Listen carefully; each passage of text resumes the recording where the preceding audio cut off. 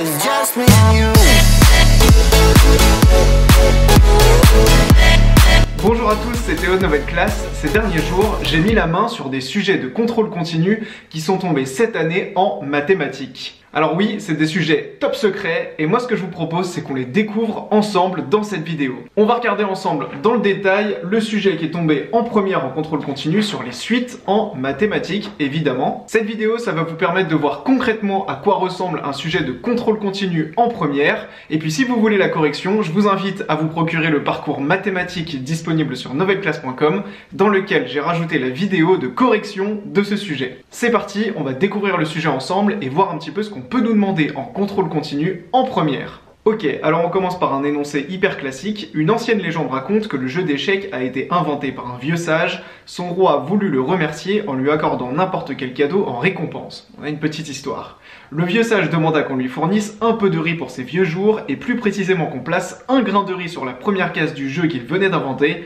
puis 2 grains de riz sur la case suivante, puis 4 grains de riz sur la troisième case, et ainsi de suite, en doublant le nombre de grains de riz entre une case et la suivante, et ce jusqu'à la 64e case, puisqu'un plateau de jeu d'échecs comporte 64 cases.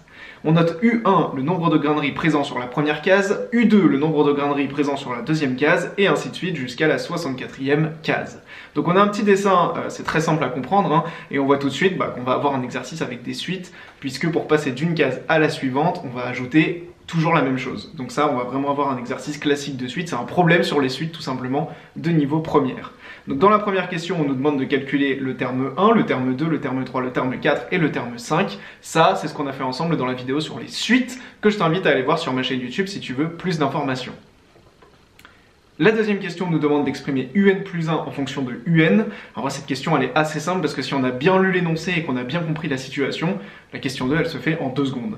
Troisième question, en déduire la nature de la suite UN et en préciser les éléments caractéristiques, un petit peu plus compliqué, mais pareil, si on a bien vu ma vidéo sur les suites, disponible sur YouTube gratuitement, on peut réaliser cette question assez facilement.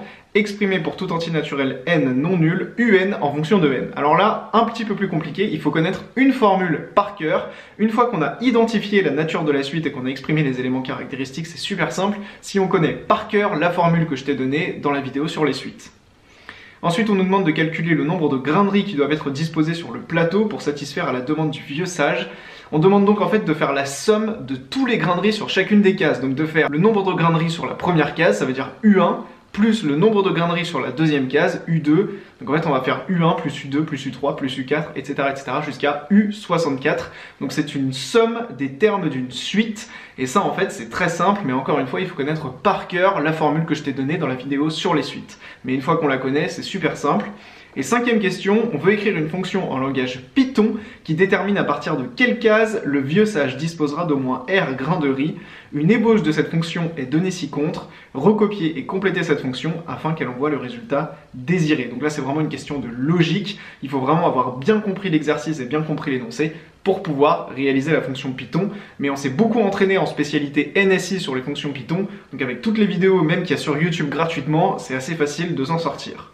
Ok, donc voilà, on a un bon aperçu de cet exercice qui n'est vraiment pas compliqué. En fait, si tu as suivi avec assiduité, avec sérieux les vidéos que j'ai fait sur la chaîne YouTube, en vrai cet exercice il est fait sincèrement en 10-15 minutes maximum. On a donc découvert le sujet, j'espère que tu es rassuré, j'espère que ça te paraît pas trop compliqué, mais si ça te paraît compliqué, je t'invite à vraiment aller voir la correction que j'ai fait dans le parcours mathématique sur Nouvelle Classe, et je t'ai mis le lien pour te le procurer en première ligne de description. Alors pourquoi ce parcours est payant? Tout simplement parce que Nouvelle Classe, on l'a fait passer au stade supérieur, on a recruté des professeurs, et on a vraiment envie de développer le projet beaucoup plus loin que juste une chaîne YouTube, et on pourra pas continuer à vous proposer des vidéos et des contenus si on fait tout gratuitement. C'est pour ça qu'on vous demande une petite contribution, donc si vous avez vos parents pas loin, n'hésitez pas à aller leur demander tout de suite de vous payer tout simplement le parcours mathématique qui est pas très cher et qui nous permet nous de développer Nouvelle Classe. C'est hyper important pour nous. Et dans le parcours mathématique, je t'ai fait du coup la correction détaillée de cet exercice.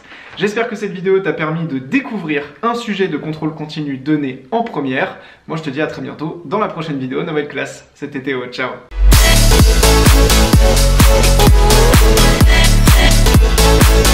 Yeah, it's just me.